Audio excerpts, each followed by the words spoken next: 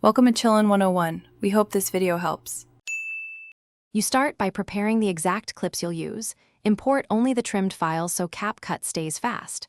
Once imported, create a new project with your target resolution and frame rate, then drag clips into the timeline in rough story order. Make sure to enable snapping and timeline zoom for precise placement. You're not polishing yet, you're locking sequence and beats. That way, when you reach the clips tool, each clip aligns to the rhythm, and you avoid redoing sync later.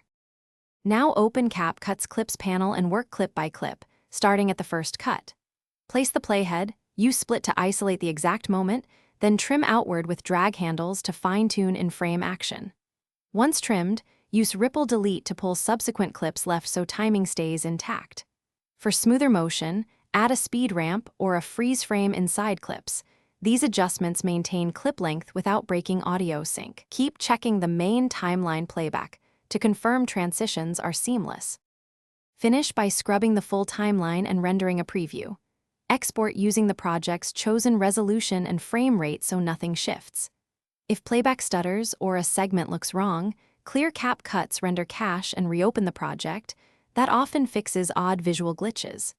If audio drifts, detach the audio from the problematic clip and nudge it back to the correct frame, then reattach or replace. One key tip: always export a short test clip before a